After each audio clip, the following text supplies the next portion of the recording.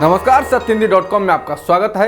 एक नजर अब तक की सुर्खियों पर। कोरोना का ओमिक्रॉन वेरिएंट भारत में भी काफी तेजी से फैल रहा है। स्वास्थ्य मंत्रालय ने कहा है कि देश में अब तक 101 पुष्ट मामले सामने आ चुके हैं। इसके साथ ही चिंतित करने वाली खबर यह है कि स्वास्थ्य मंत्रालय ने शुक्रवार को चेतावनी दी है कि 19 जिलों में कोरोना मामलों में बढ़ने का ज्यादा जोखिम है। ओमिक्रॉन के बढ़ते मामलों के बीच तीसरी लहर आने की आशंका जताई जा रही है। इसी के मद्देनजर मंत्रालय ने मास्क का उपयोग, सोशल डिस्टेंसिंग जैसे कोरोना नियमों का पालन करने पर जोर दिया। मंत्रालय ने लोगों से गैर जरूरी यात्रा से बचने और बड़ी भीड़ और सभाओं से दूर रहने का भी आग्रह किया है। पंजाब के पूर्व मुख्यमंत्री अमरिंदर सिंह ने पंजाब चुनाव में बीजेपी के साथ गठबंधन का ऐलान कर दिया। अमरिंदर सिंह ने इस संबंध में शुक्रवार को केंद्रीय मंत्री गजेंद्र सिंह शेखावत से मुलाकात की और इसके बाद गठबंधन का ऐलान किया। सीटों के बंटवारे पर उन्होंने कहा कि ये जीतने की संभावना के आधार पर फैसला किया जाएगा। वहीं गजेंद्र सिंह शेखावत ने ट्वीट कर मुलाकात की तस्वीरों को साझा किया है। सुप्रीम कोर्ट ने मानहानि के एक मामले में पत्रकार को राहत देने से इनकार कर दिया और कहा कि पूरी तरह से येलो जर्नलिज्म है। एक पत्रकार को वकील के खिलाफ मानहानि वाले लेख प्रकाशित करने के लिए 2015 में दोषी ठहराया गया था। इस मामले में कर्नाटक हाईकोर्ट के आदेश के खिलाफ पत्रकार ने सुप्रीम कोर्ट का रुख किया था। इसी की सुनवाई के दौरान न्यायमूर्ति सूर्यकांत ने टिप्पणी की, आप इस तरह की भाषा का उपयोग करते हैं और दावा करते हैं कि आप पत्रकार हैं। जस्टिस कोहली ने कहा कि अपनी भाषा देखो। वहीं न्यायमूर्ति कांत ने कहा ये पूरी तरह से येलो जर्नलिज्म है। सीजेआई रमना ने कहा कि वे बहुत उदार थे जिन्होंने केवल 1 महीने की सजा दी, वह इससे अधिक का हकदार है। सुप्रीम कोर्ट ने दिल्ली उच्च न्यायालय को कहा है कि 2020 में दिल्ली दंगों को भड़काने वाले कथित नफरत वाले भाषणों पर एफआईआर होगी या नहीं, 3 महीने में वो तय करें। अदालत आज एक याचिका पर सुनवाई कर रही थी। याचिका में मांग की गई है कि केंद्रीय मंत्री अनुराग ठाकुर सहित बीजेपी के 4 नेताओं ने कथित तौर पर भड़काऊ भाषण दिया था और इसलिए उनके खिलाफ एफआईआर दर्ज की जाए। याचिका पिछले साल दिल्ली में हुई हिंसा के 3 पीड़ितों द्वारा दायर की गई है। उसमें बीजेपी के कपिल मिश्रा, परवेश वर्मा और अभय वर्मा के साथ साथ खेल मंत्री अनुराग ठाकुर के खिलाफ एक विशेष जांच दल यानी एसआईटी द्वारा एफआईआर करने और जांच की मांग की गई है। पेगासस मामले की जांच को लेकर ममता बनर्जी सरकार को सुप्रीम कोर्ट से झटका लगा है। कोर्ट ने इस मामले में राज्य सरकार द्वारा की जा रही जांच पर रोक लगा दी है। पश्चिम बंगाल सरकार ने मामले में जांच के लिए सुप्रीम कोर्ट के पूर्व जस्टिस मदन बी लोकुर की अध्यक्षता में एक आयोग का गठन किया था। सीजेआई एनवी रमना की अध्यक्षता वाली बेंच ने कहा कि वो इस बात से खुश नहीं है कि इस मामले की जांच के लिए अलग से एक आयोग का गठन किया गया है, जबकि अदालत पहले ही इस मामले में एक स्वतंत्र जांच कमेटी बनाने का निर्देश दे चुकी है। CJI NV Ramana, justice Suryakant और जस्टिस हेमा कोहली की बेंच के सामने जस्टिस लोकुर आयोग द्वारा मामले की जांच करने पर रोक लगाने की मांग की गई थी। कर्नाटक विधानसभा में रेप पर दिए बयान पर पूर्व विधानसभा अध्यक्ष और कांग्रेस के विधायक रमेश कुमार बुरी तरह घिर गए हैं। उन्होंने इसको लेकर माफी भी मांगी है, लेकिन इस बीच उनके इस बयान की उनकी ही पार्टी की नेता प्रियंका गांधी ने निंदा की है और कहा है कि यह अक्षम्य है। प्रियंका ने ट्वीट कर कहा कि मैं श्री के.आर. रमेश कुमार द्वारा दिए गए बयान की पूरी तरह से निंदा करती हूं। उन्होंने कहा कि यह समझ से बाहर है, कोई इस तरह के शब्द कैसे बोल सकता है, वे अक्षम्य है। रेप एक जघन्य अपराध है। पूर्ण विराम।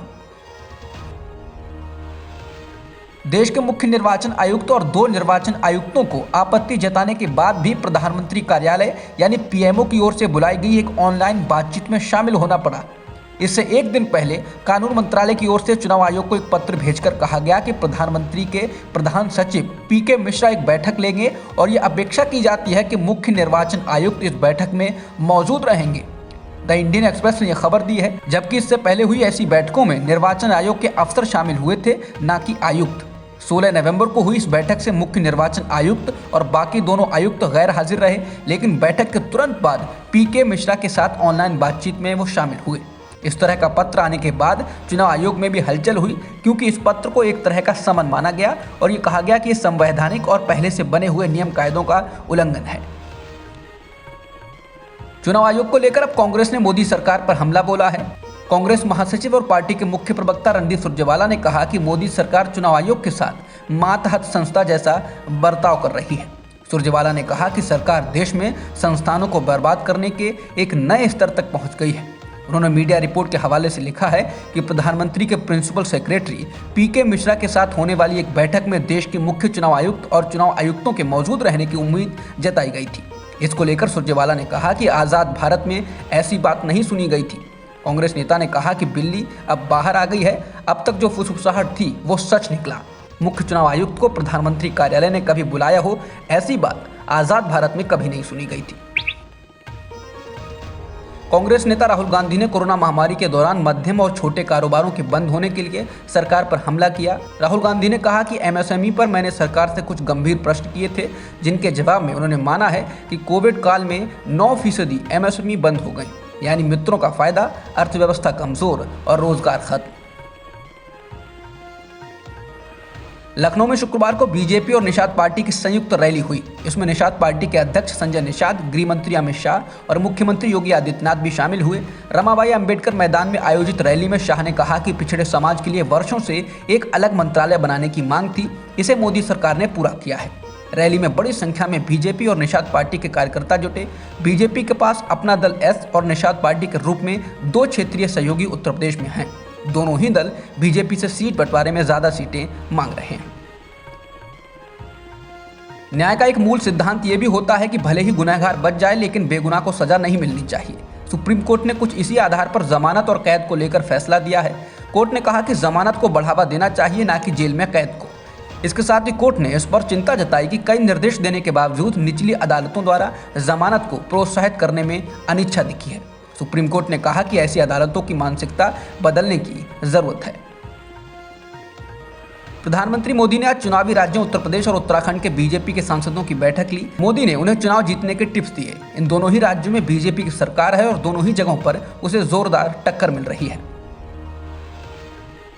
नागालैंड में 4 दिसंबर को हुई फायरिंग को लेकर गुस्सा भड़क गया है। नागालैंड में खासा असर रखने वाले छात्र संगठन नागा स्टूडेंट्स फेडरेशन के आह्वान पर शुक्रवार को सैकड़ों लोग इस घटना के खिलाफ कोहिमा में सड़क पर उतरे। फायरिंग में 14 नागरिकों और सेना के एक जवान की मौत हो गई थी। एनएसएफ ने इस दौरान मांग की कि जो आम लोग फायरिंग में मारे गए हैं उनके परिवारों को इंसाफ दिया जाए और विवादित कानून अफसपा को हटाया जाए। लोगों ने हाथों में पोस्टर भी लिए हुए थे। इनमें लिखा हुआ था, अफसपा को खत्म करने से पहले कितनी बार गोली चलाई जाएगी और अफसपा को बैन करो। अब तक की खबरों में इतना ही।